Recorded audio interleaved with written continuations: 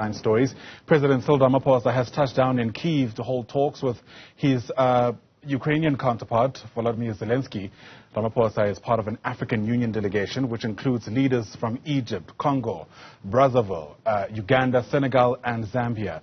After meeting with Zelensky, the group will travel to the Kremlin for talks with Russian President Vladimir Putin. That's as the war, of course, in Ukraine continues. Past a year now.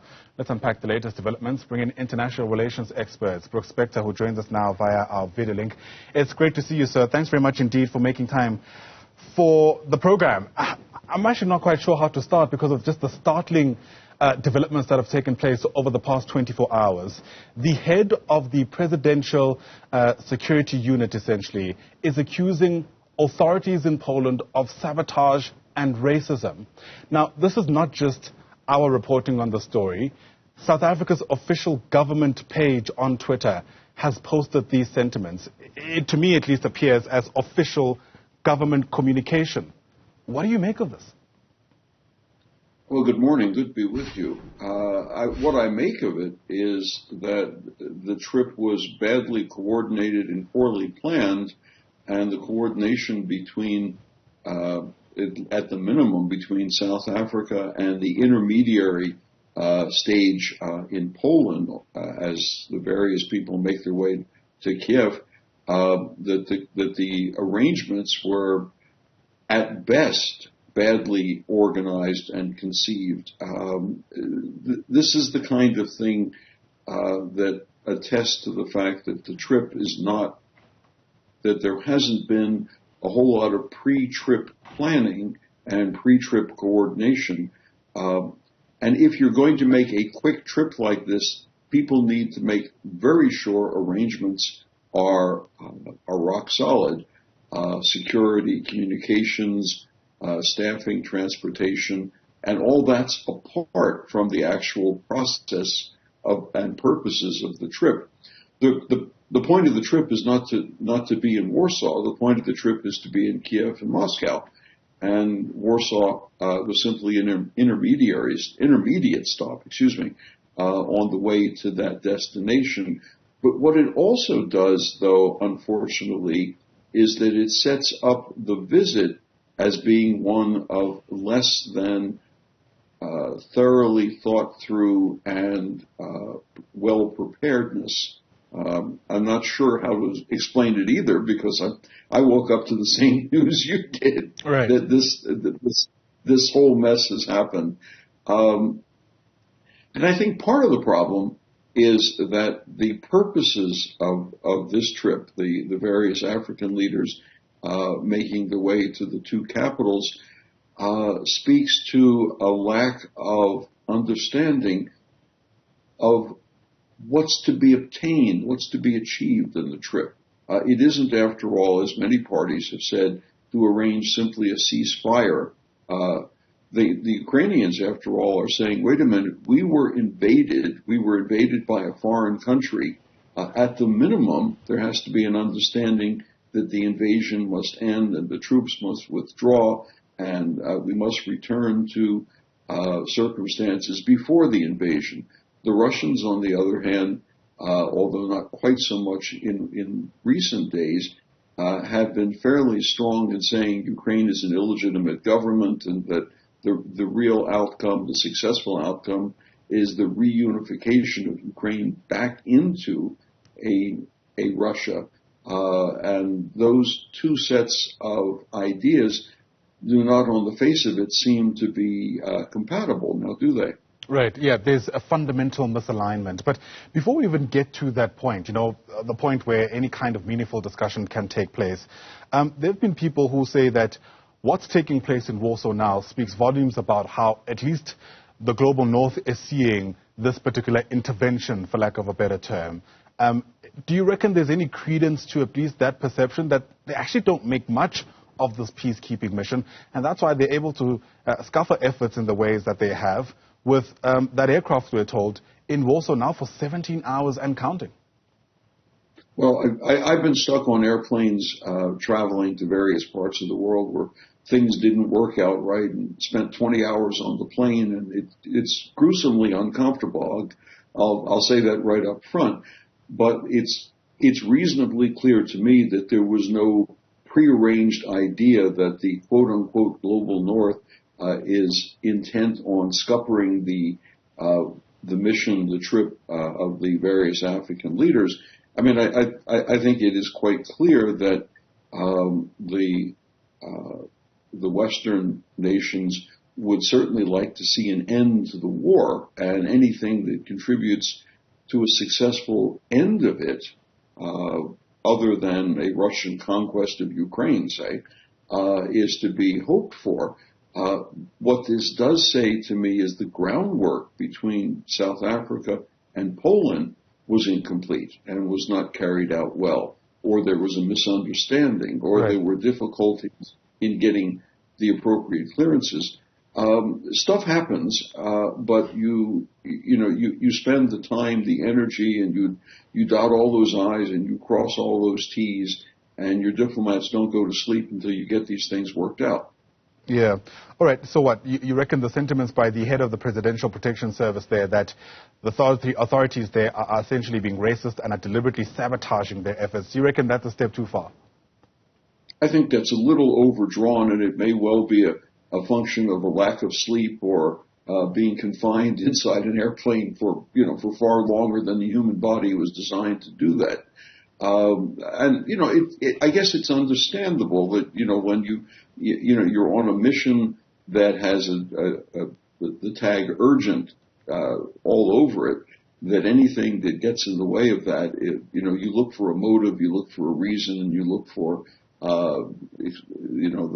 all the different rationales rather than extenuating circumstances.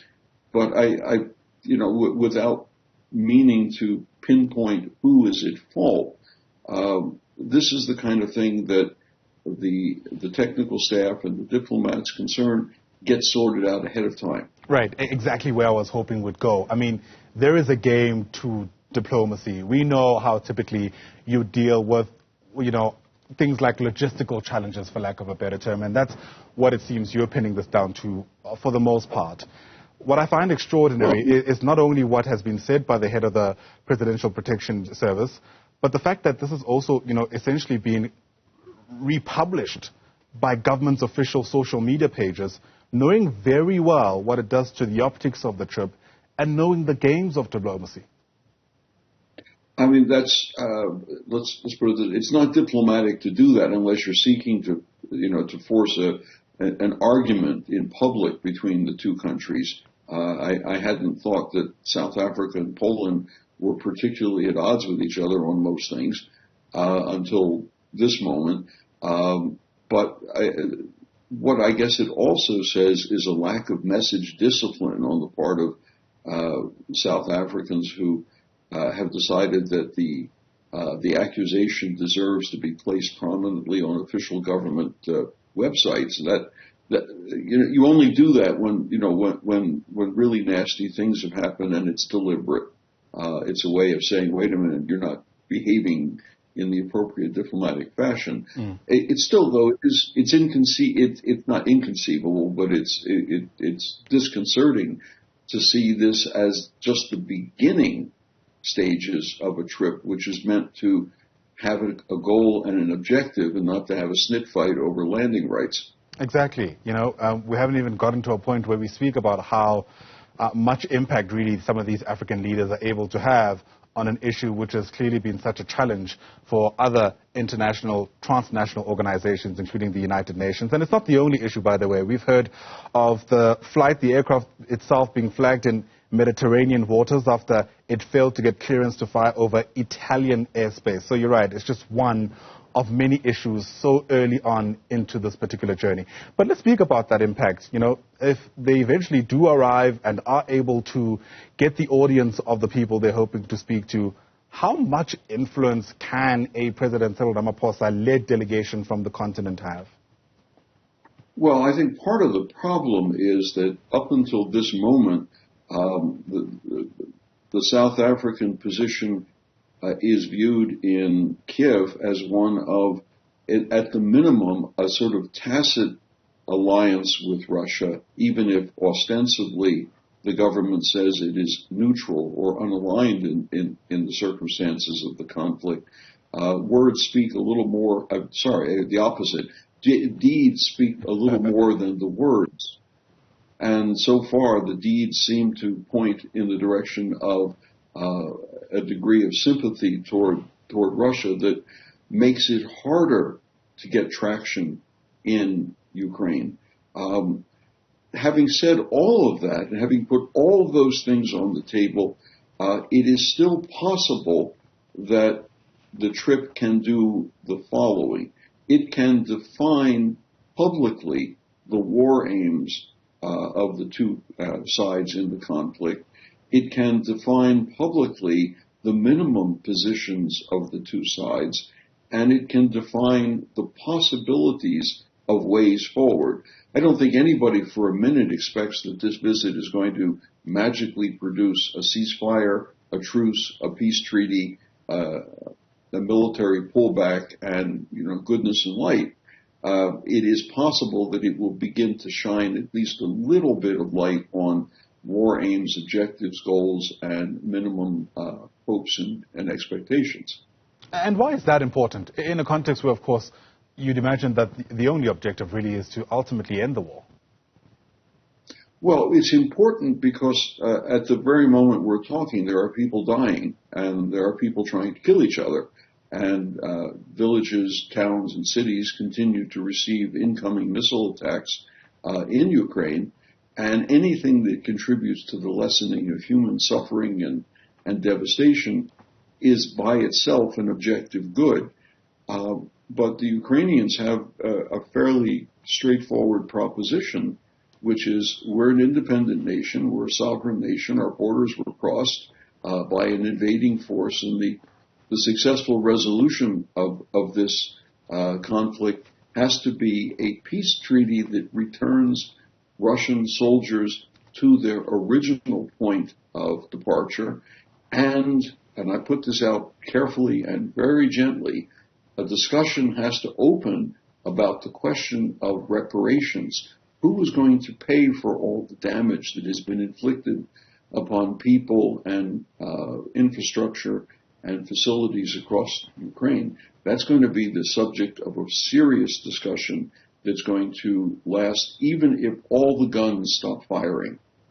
It's an interesting take on an extraordinary development. Brooks Spector, thanks very much indeed for giving us your time. Really do appreciate it on the AM Report.